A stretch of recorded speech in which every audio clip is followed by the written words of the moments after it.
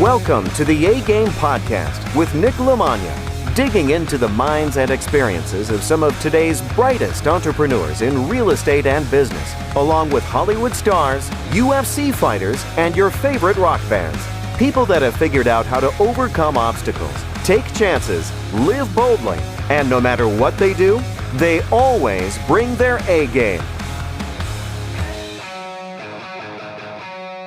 Today's guest on the A-Game Podcast is Stephen Morris. You might also see him on Facebook, finding him as Stephen Todd Morris of Red Door Renovations, LLC.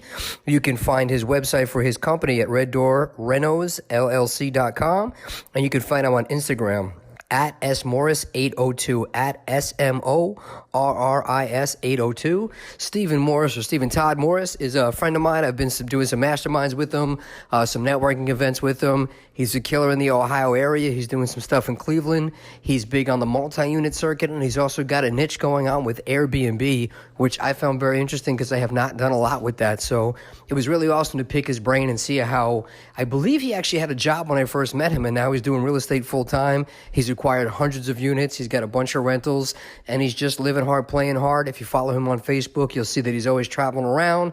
He does a mastermind. He does mixers. He does get-togethers. He does networking events, and he's got a pretty good system in place that deals come to him, people come to him. He wholesales. He's got JV stuff going on, and he's just taking it to a whole nother level. So really fun guy, really smart investor. I really enjoy talking to him. Definitely follow him on social media. Definitely check out his company and reach out to him, especially if you're in the Cleveland or the greater Ohio area, to go to some of his networking events, go to some of his masterminds, or find him to see how he can help you, or you can help him partner on some multi-unit deals or possibly even some residential stuff. So Stephen Morris, Stephen Todd Morris, much appreciated, my friend. Look forward to seeing you again, and hopefully doing some jiu-jitsu and getting some food when I'm back in Cleveland. Take care, and I hope you guys enjoy the podcast. My guest today in the A-Game Podcast is Stephen Morris. A lot of you might see him already as a pretty active real estate investor on social media, especially on Facebook. We're part of a mastermind together. We've met probably about maybe a year and a half ago now at Tim Bratz's first event.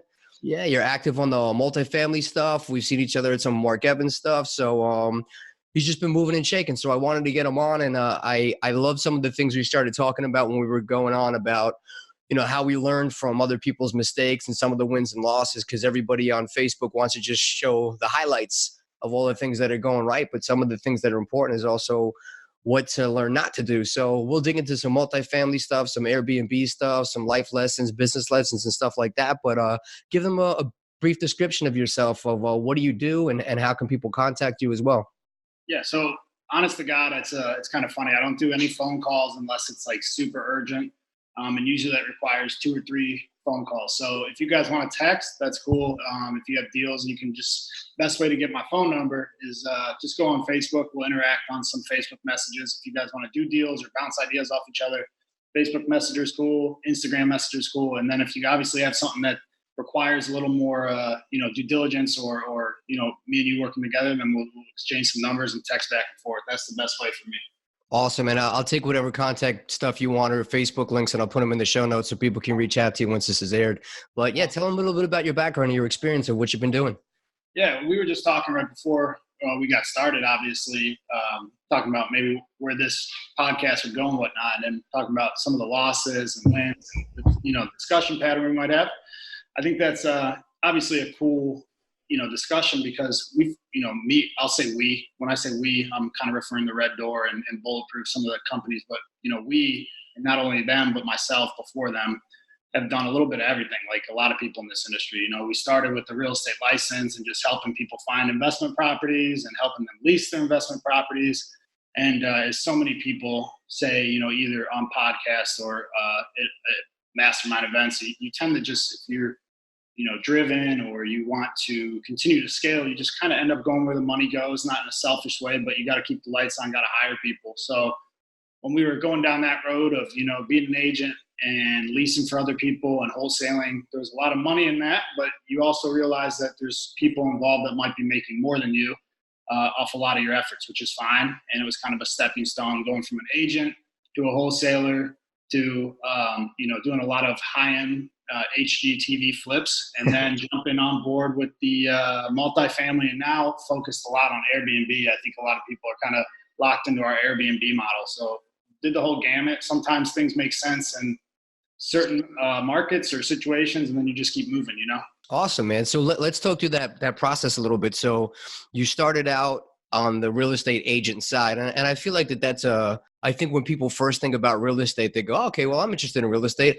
I'll go get my real estate license. And then slowly they start to see that it's not everything you see on TV, and it's a lot of hours and a lot of running around, like to get those clients who buy the stuff, very cutthroat, a lot of time in there. And then you start to go, okay, well, I want to be on the investor side. And, most people don't just jump into multi-units. They start filling things out and then starting to get their feet wet. So how did you transition from the realtor side into the investment side initially, or did you get into the license of it with the thought of investments, or were you taking on clients for rentals and sales and stuff? Yeah, I mean, I think there was a bit of that. When I came out of grad school, it was like 23, 24, so I'm not sure I had like any long-term vision, but I did know that I didn't want to realistically make money for other people before myself as well. Probably more important to me, and if you guys follow me on social media or whatever, it's lifestyle stuff. So exactly what you said, the hours of real estate, not only the hours, because a lot of those dominant real estate agents are 70, 80 hour, a week guys and girls. More importantly to me, I don't mind the long hours. I don't love them, but it was more the buyer, the seller dictated what hours those were going to be. They had their 9 to 5, then they want you over from whatever 7 to 10. It got almost impossible to live, and I wasn't even doing a ton of deals in that sector. I was doing some of that and some of the wholesaling, and then I just thought, okay, there's more money over here. There's more money in the investing.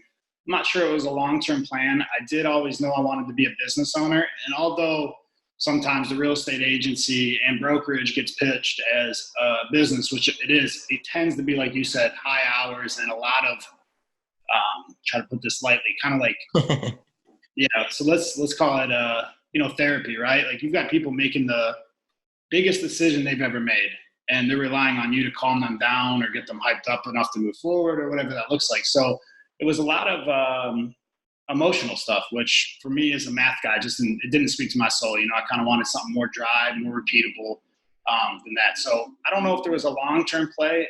Just try to kind of follow where the market was going and where the dollars could go, so I can make a bigger impact, not only for myself, my family, but businesses, communities, stuff like that. So that's awesome, man. And I think what you just said is huge. More and more, I find myself repeating a lot of these cliche things. Mm-hmm. And we go and we say this stuff about just the data. The data makes sense. Like Mark Evans is the only thing he says. And I'm telling people more and more after talking to, Scott Hannes and Lee and guys like you and Tim, that I don't even really consider myself a real estate guy anymore. I consider myself just a data guy. And I'm just looking at the data, and the data, it's all there for you. It doesn't matter where it is or what it is. It's really the numbers there. And I think that that's a huge thing that I see a lot of people that struggle on that side, because when you're a realtor, it really is a people business. You're dealing with people and their stuff. And I think you just hit it on the head about learning about that. And I do enjoy that about real estate, because I got my license for, I don't know, maybe 6 to 9 months in New York City, like 14 years ago. And I was taking people out that were saying, you know what, I want the finest apartment in New York City for my little girl. She's coming to college there, and we're willing to pay $1,200 a month. And I'm like, what you want is $26,000 a month. Like, are you crazy? And then it's a matter of, well, you're just saying that, and you're like, everybody treats you like a used car salesman. Right. And then I would wind up getting them a couple of places. And then after like 4 or 5, 6 months of that, I was like, forget this. I could sit home, not talk to anybody, study data, and put out offers and send that data to people that are looking to analyze the data and buy the properties. And I think it just works better for somebody whose brain and personality probably works like that. So I agree, man. Mark Evans says it all the time too. Like when you're dealing with beginners, there's a lot of guidance counseling going on in therapy sessions, and it's not really about that. But when you deal with somebody who's doing a few deals a month already, to take them from this to this it's just a different platform, man. So I think that that's huge. Yeah, it is. And it's just like we talked about, for me, especially with my skill set, it wasn't scalable. So, as much as I probably could have made a nice, honest living, I just don't think I could have been impactful. It just wasn't for me. And it was, but what I loved about it, and one, I always like to say, because I got a lot of friends, obviously I still do that full time. If you're good at it and you love it, like you can make a lot of money and you can be successful. One, I was not good at it. Two, I didn't love it. So it was an easy decision, so that was enough for me to kind of, exit stage left. And when that happened, it was, you're almost always kind of doing some business at Synergy. So we kind of just went to the spot that was, we were making the majority of our money off of. And like you said, what I felt for my brain was repeatable, something I could kind of, I wouldn't say take plays off, but I didn't have to be completely locked in. It was in my skill set, so it wasn't quite as hard for me, if that makes sense. Yeah, no, it makes total sense. And studying things like KPIs and metrics and stuff, I didn't love about being a real estate agent that, again, even if I was doing everything right, there's too many other factors on the other people's side that they're going to dictate my success. Where I like with investing, man, you get out of it what you put into it. You know how many offers you're putting in, you know how many calls you're going on. And I love watching your stuff on Facebook, man, because you work hard, but you play hard too, which I think is equally as important. But I see you like taking red eyes and waking up early and going to check out properties here. And, that's the kind of stuff that matters. And when people see your highlights and they go, look, you bought this property, you bought that property. It's like, yeah, but he worked his ass off. Look at his timeline. Look at his feed, man. He's always hustling. Yeah.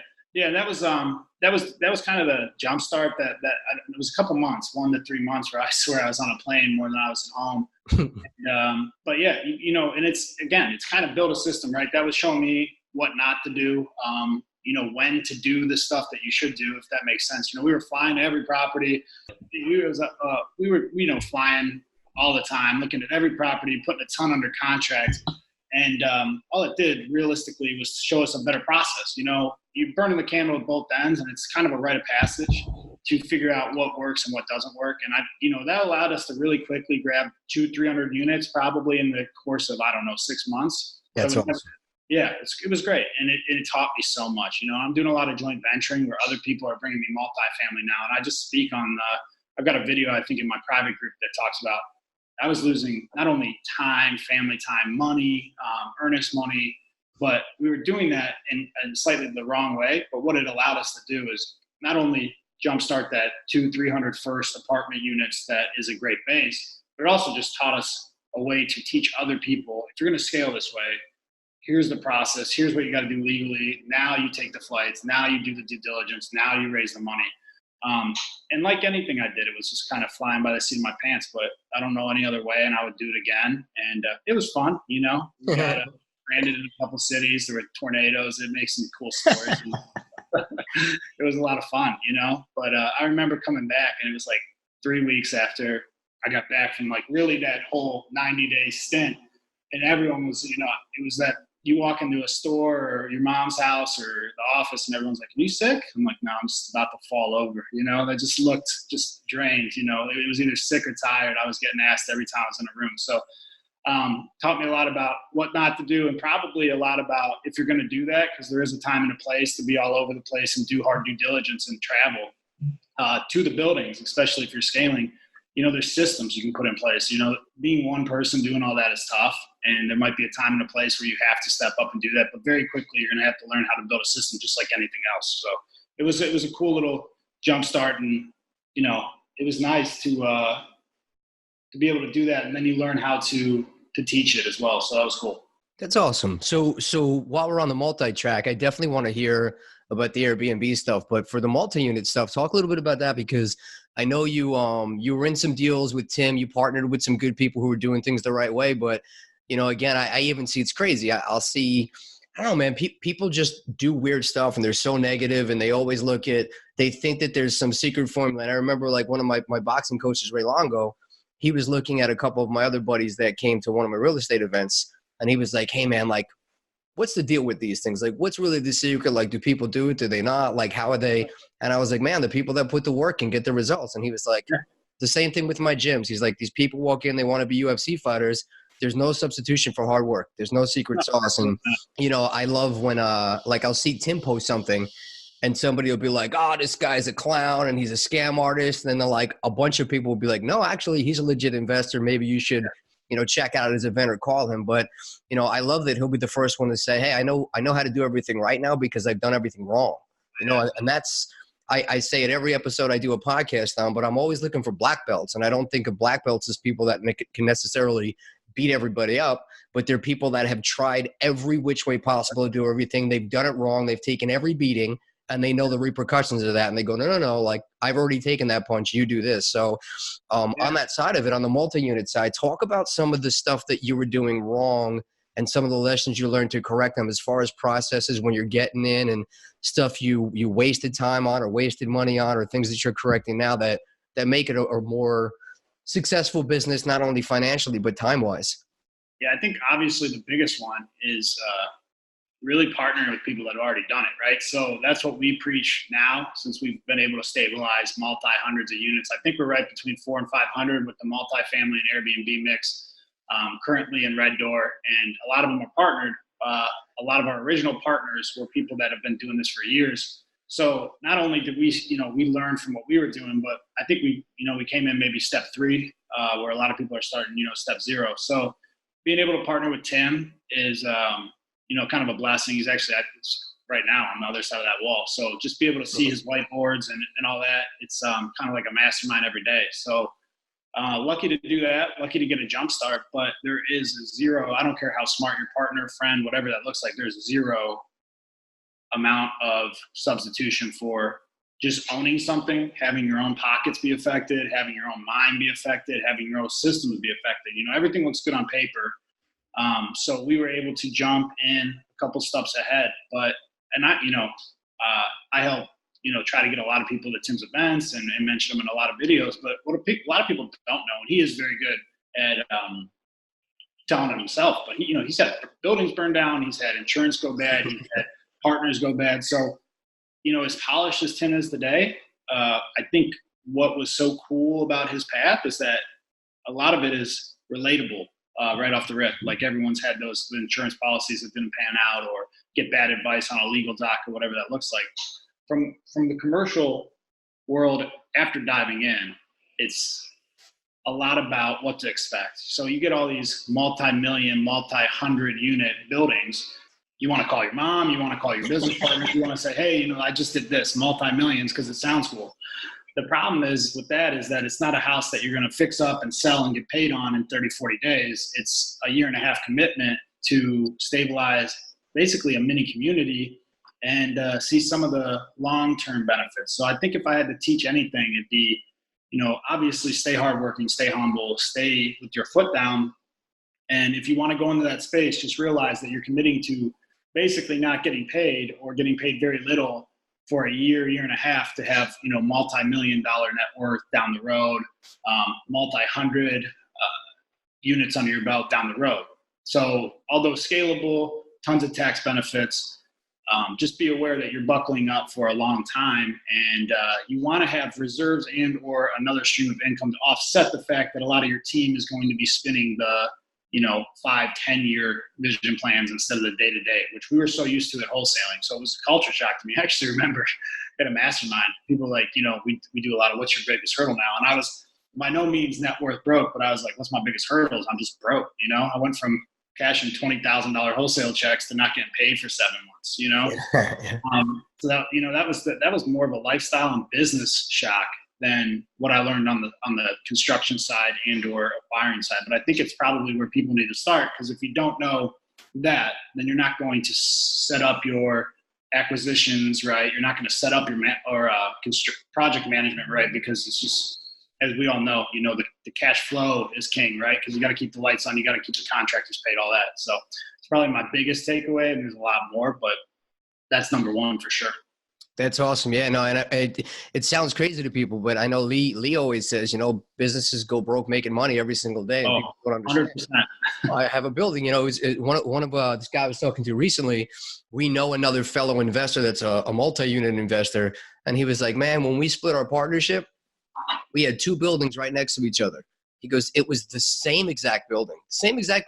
Everything was the same. He goes, mine to this day is crushing it. It's making money. I have no issues. His foreclosed 3 years ago. It looks like shit. And it was like, it is a business and you do have to run it right. And that old analogy of, it's a pet. You can't just buy the building and be like, it's going to pay for itself. If you're not managing it correctly, if you're not on top of it, it's going to turn into a nightmare. And I think what you said is huge, because you do have to take that sacrifice of, I might go a year, 1.5 years without getting any checks.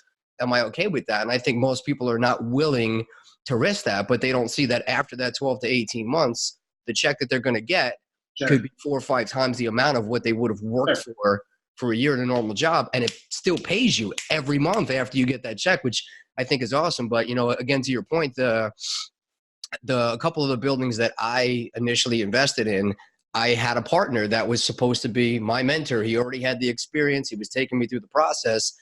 And all of a sudden I get the phone call of, hey, by the way, this building's still half vacant and the bills are all 3 months behind. We need 30 grand for the water. I ran out of money. See ya. And I was like, what the hell, So, but I had to take over those buildings and figure it out. And by needing to get in there and get dirty and dig in, because I had no more help, I learned so much from those processes that it sucked. It was a really painful lesson, but there are things I'll remember forever. And that's part of why I know, like, the next one and the next one and the next one. And, so again, me and you were talking about when we first got on, of some of the beatings you take are more valuable than some of the victories you have. And to me, that was a major life lesson. So, again, to your point, just partnering with somebody doesn't really help you get that knowledge. You have to be in there. You have to learn it. You have to be engaging in it. Right. And that's a great point. And it's cool actually to be in different spots as the mentor. I know, and his is always changing, even more so, more fast than mine. But, Tim talks about, being over 3,000 units and whatnot now. So he has different responsibilities than me, right? And should, obviously. He cannot go to all 300 units. I can't. You have to build, 3,000. I can't go to all 400 units. You have to build systems in place. But there's times and places that I think one of my other struggles that I learned not only through him and his team is that, realistically, I have a finance background. I have flipping background, all the stuff that we talked about, but I didn't have a background in large construction management. So there was this piece of me that was like, I could go check on this project here and there, but I'm paying a GC, I'm doing this. And it was like, I really wanted to be hands off because I see myself, like you said, obviously as a data guy, maybe as like a business scaler, not a real estate guy. But there's some days, especially when you're in new projects and or new industry, you just got to be that guy that day. There is no substitute. I have a guy that's driving to Worcester, Ohio to check Tom. I don't know if you've ever met Tom, but he's driving to Worcester, Ohio to check 24 units today, then Ravenna for 70 units. He might be stopping by one of our Airbnbs that's down there. And that's great that you can scale that out because there's only so many hours in the day. But I'll tell you what, when you're new and you're learning and or maybe it's a big project or a high risk project, there's got to be times that it's all hands on deck and like people are in the building, checking out bad tenants, checking out bad plumbing, even if you don't necessarily know how to fix it, firsthand, immersing yourself in that will take you so much further than scaling out right away.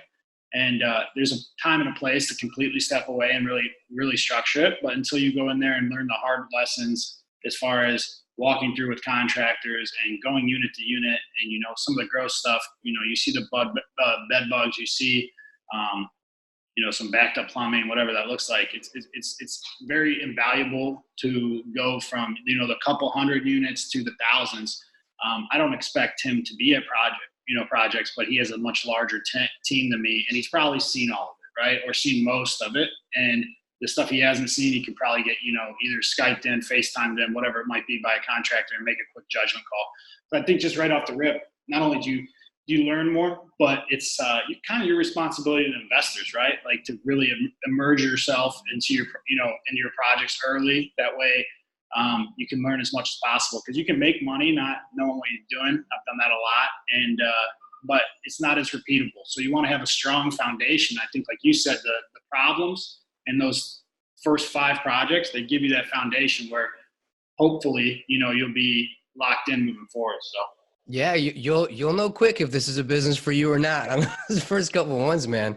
Even my buddy Manimal, he's a UFC fighter, a Bellator fighter, but he was saying, you learn no matter what. He's like, everybody, when they lose a fight, they might have won 10, 15 fights. They're undefeated, and then they lose, and now they look at that. He's like, but they might not have lost that fight if they looked at the things they did wrong during their wins. But you go, I won. I have nothing to fix. So I think a lot of that stuff's cool, but I think a huge difference between, which is probably why people go into multifamily, but also why people are scared of multifamily, is that the stakes are a lot higher. You might not necessarily lose your life savings on a single family home, Sure.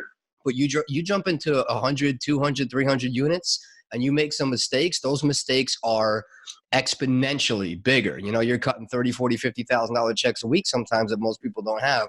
So I think the value for finding somebody like you who's already been through that, and you've already attached yourself to somebody else, and you've already had these experiences, it's just a safer play in multifamily to find a Stephen Morris, to say like, hey, can I latch on to you? Can I look over your shoulder? Can I be part of this deal? So I know you have a lot of, you're doing a lot of joint venture stuff. You're very active on social media.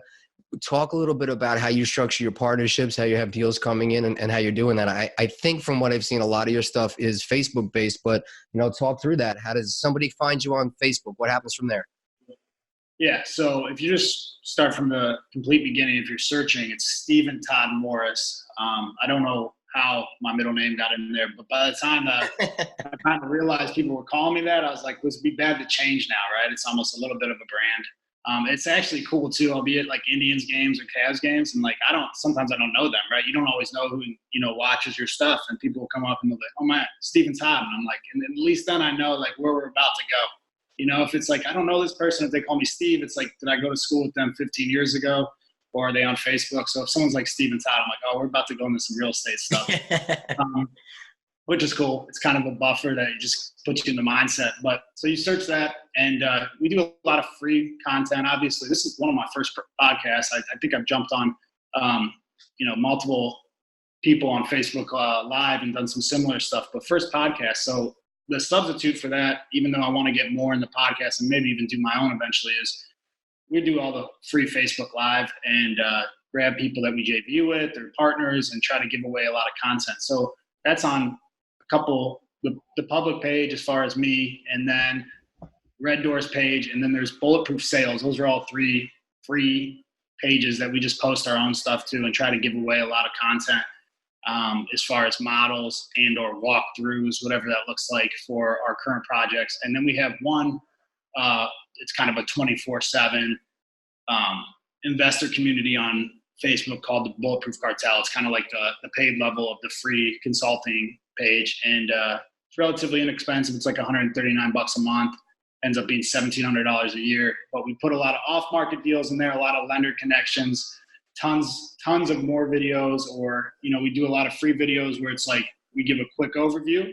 And then in the private group, where we know a lot of people are dialed in and want to hear it, we'll go deeper in the numbers and stuff where, maybe that puts some people to sleep on Facebook if they're just looking for 2-3 minute video. So those are the ways we kind of structure it out. We have some consulting masterminds like everyone else does, where you go different places around the country and do some cool stuff as well. That's quarterly.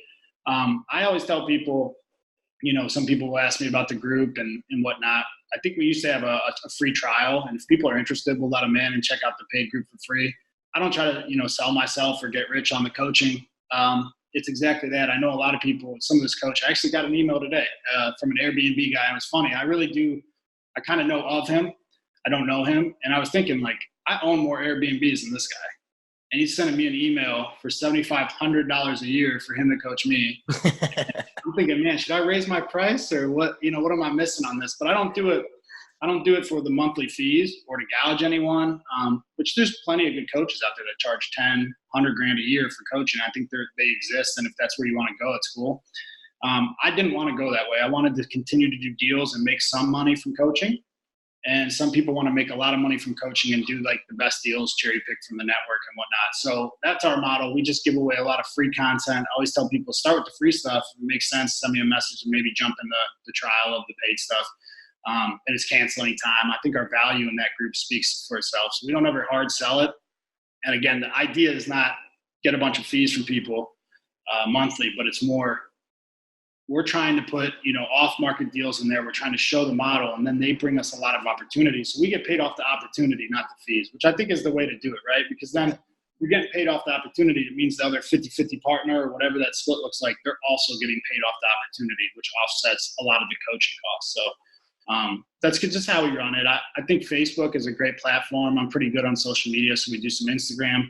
and probably get into TikTok. I've been watching a lot of Gary Vee, and he keeps harping on that. And I know it's a younger kind of generation on that. But I think the more you put out, the more free stuff you put out, you'd be so surprised how much you can offset lead gen just by being, helpful and personable and stuff like that. So.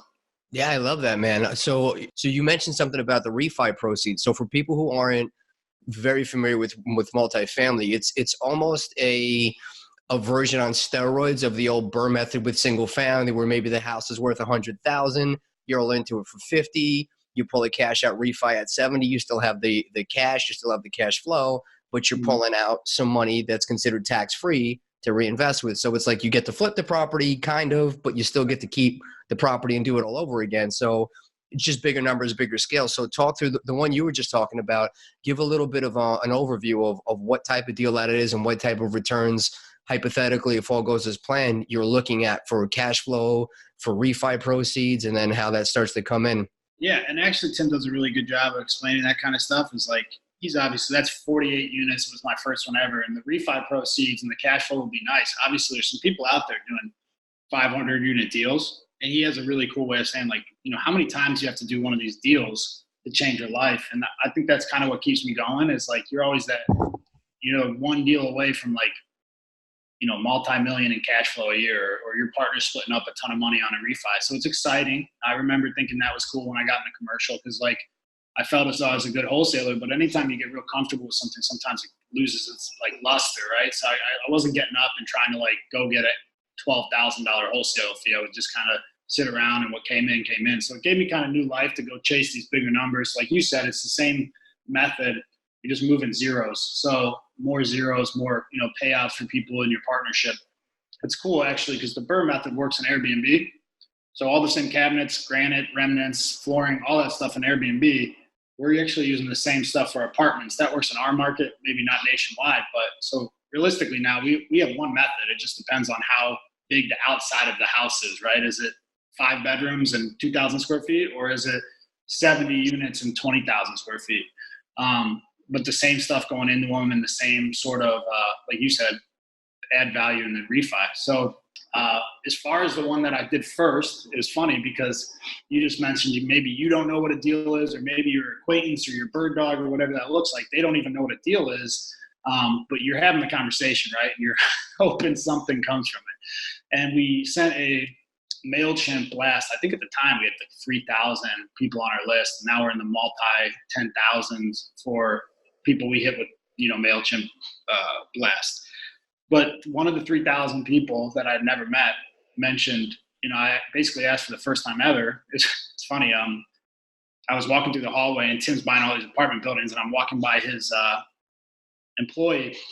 At the time was like 23 years old, and he was the only one in their like establishment that was looking for apartment buildings. And I was getting frustrated because I knew I wanted one, just didn't know how to get it. And I had that pride in me. I think at the time I was like 27. I'm like, all right, I've been doing this longer than him. I own the stuff. He's kind of working for someone else, and he's a great guy, Nick Burton. But I was like, if he can do it, I can do it, right? That's just kind of my mindset with anyone. It doesn't matter if it's Nick Burton or the Rockefellers. I'm like, if someone else did this, it's physically possible. So let's figure it out. I'm walking by him in the hallway, and I'm like, listen, man, how are you getting all these apartment buildings? He's like, well, are you frustrated because you're getting zero? And I'm like, of course, right? And he's like, well, how many people are you asking? And I remember thinking, like, at the time, I was a single family wholesale guy, and I wanted to go to apartment buildings, but, I just didn't ask anyone. I wasn't telling the universe that. No one was responding because it wasn't out there. No one was talking about it. There was no email blast. There's no Facebook post. So I was like, all right, this can't be the answer. He's oversimplifying it. That's not how they got thousands of units. So I just go to MailChimp, send out, I was like, let's prove him wrong. Send out an email blast. Hey, I'll buy, any apartment building over 40 units. And a lady I never really talked to said, hey, I do single family. I don't know how to structure this deal. I don't even know if it is a deal. Let's start there. She sent me it and ran through it with Nick. Got Tim on board, obviously, to do a lot of the financing and deal structuring. And long story short, we're about to refi that one out now. And, depending on the appraisal and everything like that, like I said, I'm thinking refi is about $750,000 split up to a bunch of partners, and it's 48 units. So the cash flow should be just shy of $100,000 a year.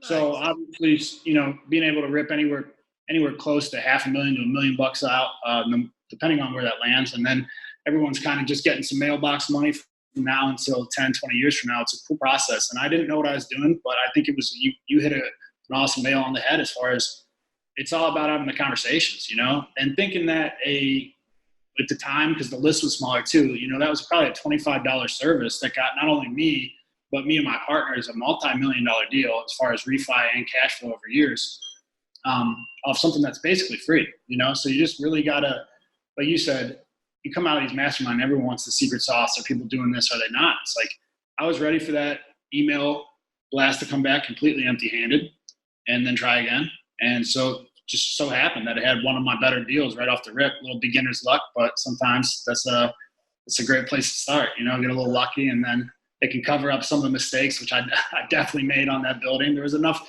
cushion to help us out. So that's the story. It's kind of crazy. Actually, the bird dog, she had never done a commercial building, barely had her license in real estate. And, my eyes were like this big. I'm thinking, all right, this is the day I'm about to lock this in. So I'm emailing her back every time she emails me in like 0.05 seconds. And she would just go dark for like a day and a half. And I'd be like, what is wrong with this lady? Like, I need this deal tomorrow. This is the one I've been waiting for. So finally I'm like, hey, respond to her original question or statement in the email. But I was like, hey, no offense, why is it taking you so far? I'd love to get you paid, lock this up, sort of a thing.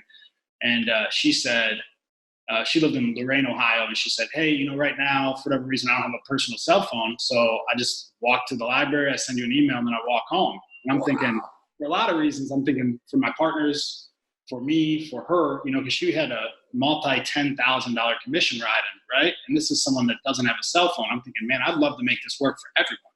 You got a lady that's going above and beyond. A lot of people won't walk to a library and send an email. So she'd go dark for a day and she'd sleep, and she'd go back to the library in the morning. She'd rip me off one email and go dark for a day. And I'm like going nuts, right?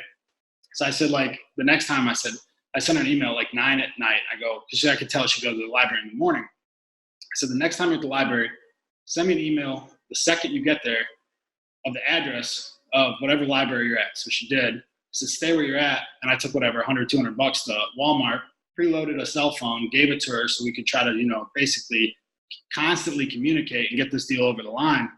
And it ended up working out. We closed on it, and she was the ending commission was like $14,000. So I got to take the $14,000 check to this lady's house. At the time, didn't have a cell phone to run a business and give her that. She started crying. She said she was going to buy a phone and couldn't wait to do more deals and all this. So it was, we got a bunch of money on the back end, but it was I got to believe, life changing. She still replies to emails and sometimes on the phone with leads, and that $14,000 has got to be life changing, I'm sure, at that point. So it was really cool to see. But it's just a crazy story for your first one.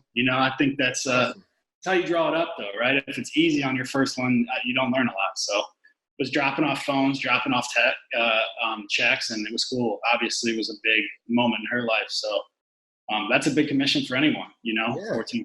So it was really cool to watch and cool to just kind of push the first one over the line. That's awesome, man. I love that type of stuff. And, I don't necessarily think it's beginner's luck either, man. You hear person after person that we meet and they go, it was intention. All of a sudden I went, I'm not doing any single family anymore. All I want is 50-unit buildings. And then I check my email and I have a fit. Like, people are like, that's that hippie bullshit. Like, well, no, it works for enough people. You hear the same stuff all the time, Look at all these, I play these videos at some of my events of Oprah and Jim Carrey and some of my UFC buddies. And every one of them is like, I wrote this thing down. I put this intention out. And the people that cross their arms and go, it doesn't work. Those are the people who sit there forever in the same spot going, they don't want to put that time in. So I definitely want to hear you talk a little bit about your Airbnb model, because I don't know a lot of people that are intentionally doing that. I know people that have rentals and the rentals maybe weren't doing great, and so they turned it into an Airbnb because the cash flow was better.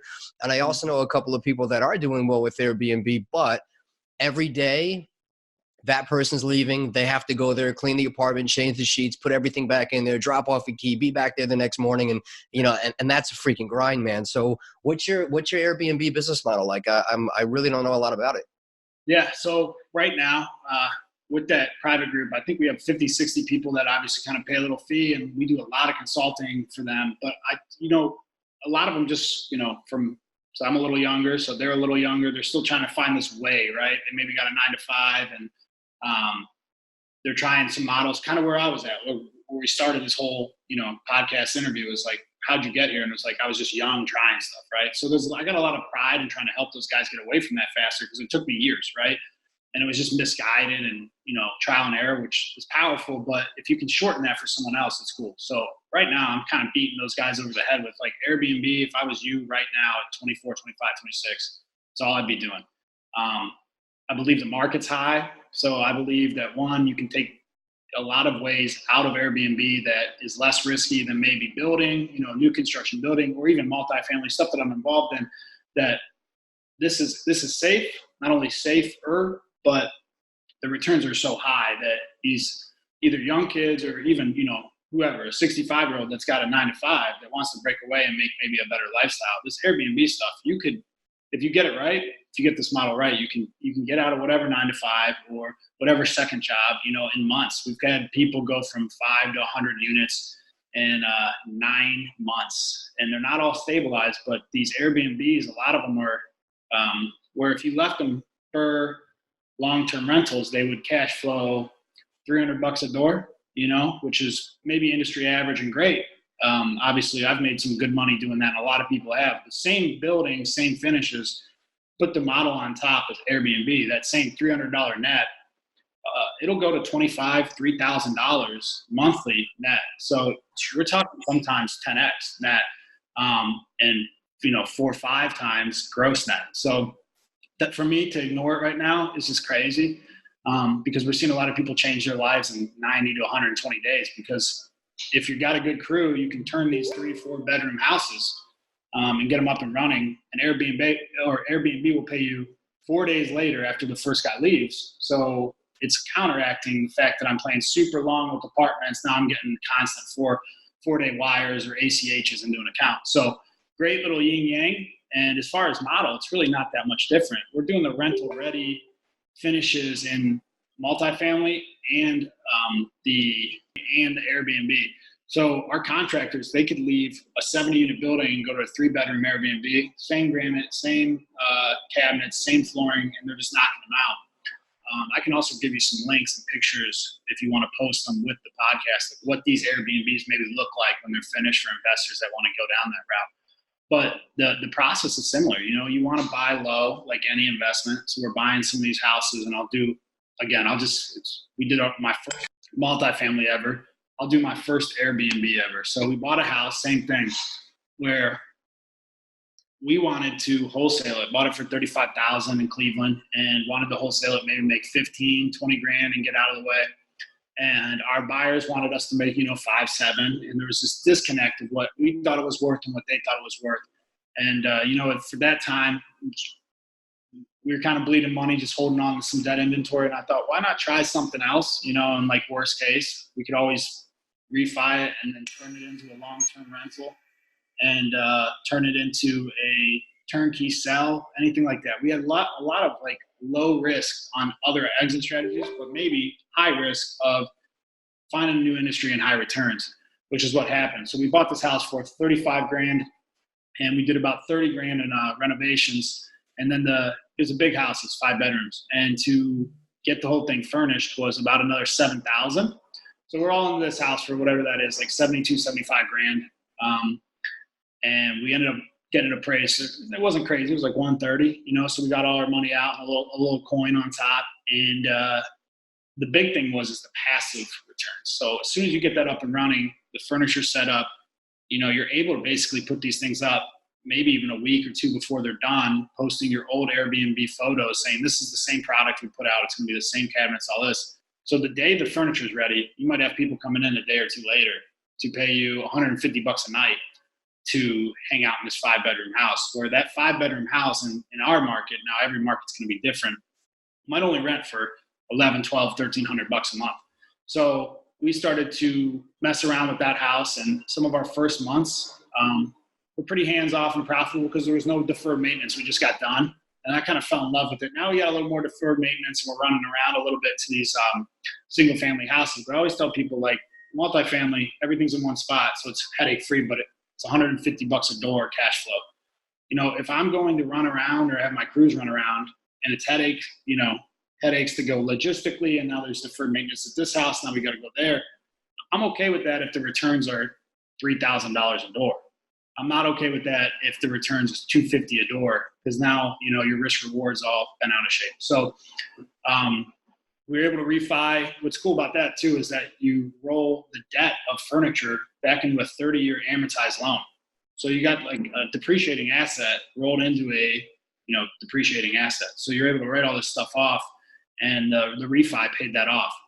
Now, Airbnb guests come in, they stay, leave a good review. You get a little ACH of their, you know, fees at the end of it, and they're hitting it helps, like you said, a lot of people go broke making a ton of money. And if you're getting a drop every 4 days from every property, it's very powerful to offset cash flow of wholesalers, multifamily, flippers, builders, all that stuff where there is synergy, and maybe you should keep doing it. But this is a good way to get that cash flow. So we jumped in there and we're getting that cash flow. And first couple months, again, I don't know, maybe netting off one house that we were all in for $75,000, we were netting $2,500, $3,000, you know? So it was eye-opening. And it was just like anything else, you know, I don't overcomplicate something. If that would have lost money, I probably would have stopped doing it and made a bunch of money. So we just scaled it. So the process for scaling, as far as, and I can go look them up because I'm not in the day-to-day as much as some of my partners and or team, but we have a company that basically treats our Airbnb inventory like airline tickets. You know, when you go on, you know, Google Flights or whatever Priceline, and they're showing you what the ticket might usually cost. Now it's high or low, whatever that looks like, or why the company is pushing it high or low, maybe lower inventory, all that. There's a company that will do that for 1% of your Airbnb gross. They will monitor your price against the inventory, against your competitors, against your calendar, and they'll adjust your price. So now you don't really have to do that. They think it, you know, these are their numbers. They'll monitor that so you don't have to go in there every day and change, you know, okay, for us, it's the Cleveland Browns, right? So the Cleveland Browns are in town, let's raise the rate. Like, they just monitor the market. Rates are higher that day, they're going to raise yours to match it, and they take 1%.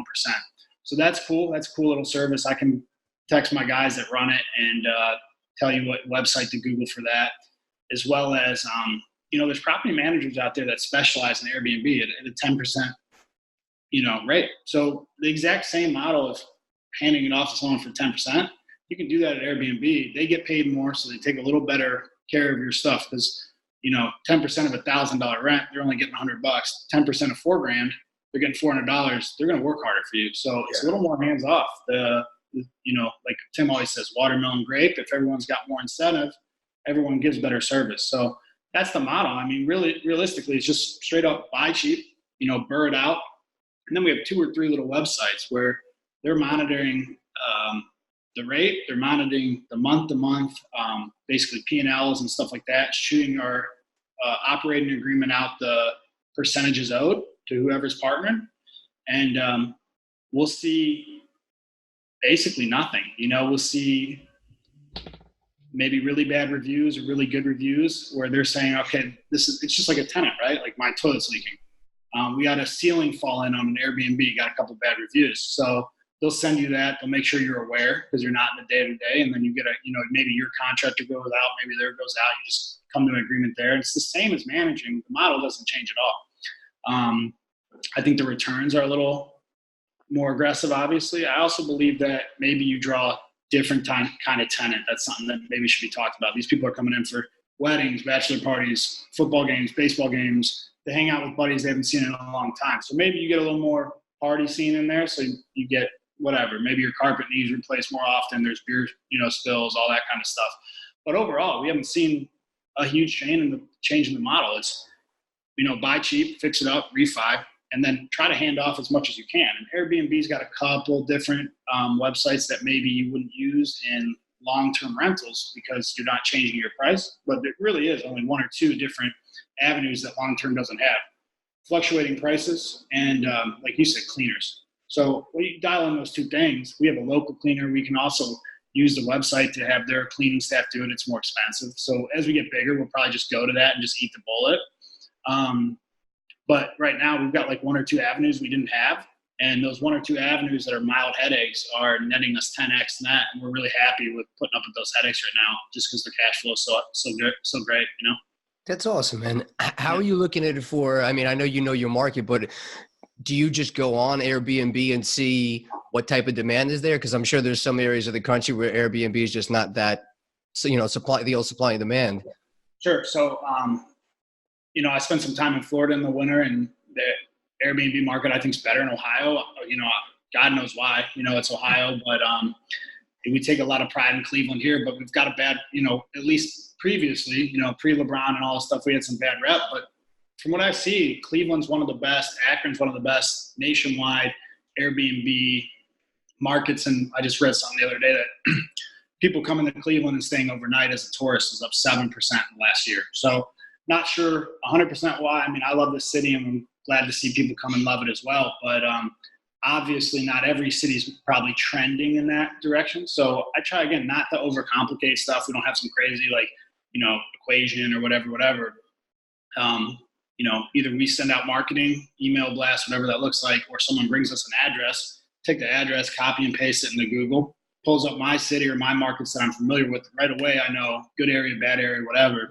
Take the address and put it in the Airbnb, and it'll pull up the same map, but with the Airbnb competition around it. So you can see what houses that are similar. It's just like a comp for a sale or a rental. You see what your competition's getting around you. Okay, is that going to be nicer, shittier than our product? And then we just try to figure out maybe what we would get on an average per night. For us, every market might be different, but we seem to average like 22, 23 bookings per 30 days. So now if we know by looking at the Airbnb map and our competition that our house once finished is going to get 125 a night, we do a quick 125 times 22. All right, that's our projected gross. And maybe we know our, projected, all-in nut per month. And we're now just trying to figure out if the numbers work, So don't overcomplicate it. We're just literally taking a Google map and putting a Airbnb on top of it and making sure that those two line up where we're buying and where the market is. And if they don't, then maybe we grab it and wholesale it to someone that does long-term flips or whatever. So we just start there because it's the most profitable at this time. And if it doesn't fit that, you don't always get to pick your lead. So if it doesn't fit that model, we still we have sunk time into it, sunk cost into it, and we'll just try to hand it off to someone that can make money, bring value in a different arena. So. That's awesome, man. That's good stuff. Well, I appreciate it, man. And I agree 100% with what you said, that I think a lot of people don't realize what an awesome city Cleveland actually is. I've had a blast. I've been there a lot over the last year and a half. I'm starting to have my favorite restaurants. We'll go to the All-Star game, when we toured the Brown Stadium, went to the Rock and Roll Hall of Fame. It's a great city, man. So I think it's going to keep emerging. I think the word's going to start to get out there. And I think it's awesome that you guys got in when it was still a little bit of a hidden gem, and all those values are going to go up. Anything in final closing, man? I thought that was awesome. I appreciate all the info. If you want to run through one more time, people want to learn about how to do Airbnb with you, how to do multi-unit with you. I know you do some monthly mixers and masterminds and stuff like that too. Yeah, so if they're local, there's a free happy hour. It's all free food, all free booze, and a bunch of 40, 50 local guys in Cleveland that usually get together, and we just hit a bar. You'll see those on Facebook, and you can tap into them. You just register. You don't need to know anyone or anything like that. Come, meet people, and we pick up the tab. We have quarterly events where, they have a cost to offset whatever. It might be a cab suite or a boat or whatever we're doing after the event. And if they want to tap into that after they come to the free stuff and think we're value, that's cool. All that stuff will be pretty much found on Facebook. I already went into the Facebook stuff. On Instagram, it's S Morris 802 is my personal. And then I think it's, if you literally type in Red Door Renovations, you'll get to some of the other stuff. But cool. I don't want to go over the information because, I think it was cool. It was pretty clear, and, you did a great job of leading the information. And obviously this is your arena, so I think we covered it. But speaking about you being in Cleveland a lot, obviously next time you're up here, I'd love to grab food and a beer. But my cousin actually, he's got a jiu-jitsu gym up here. So if you ever get out of here, dude. It's so my office is in Lakewood, and his gym is in West Park. So if you ever need a jiu-jitsu gym, he's huge into it. Goes to Chicago and Brazil to compete. So if you ever need to drop in, man, I'd love to go. You'll have to laugh with me when I'm there, but you probably love it. But I go once in a while, and it's a great sweat and all that. So I was thinking that when I was looking at the shirt the whole time. If you want to, next time you're up here, if you want to jump in there. 100%, man. Yeah, the last couple of times I went in there, I trained the strong style at Stipe Miocic's gym. But dude, I'd love to check that out for sure. And if he's coming to Chicago, let me know, because I'm in New York. I'm in Chicago, so I have a couple of gyms out here too, man. Would that be awesome? Yeah. Next time you're in town, let me know. I'll go. I'll make a fool out of myself, and I'm sure you. So I appreciate you having me on, man. Definitely, man. Anytime. I'd love to have you on to go deeper into some of that stuff too, man. Let me know anything I could do to help you. I'll post all this stuff in the show notes so people can find you, man. I appreciate the time. Stephen Morris, thank you very much, man.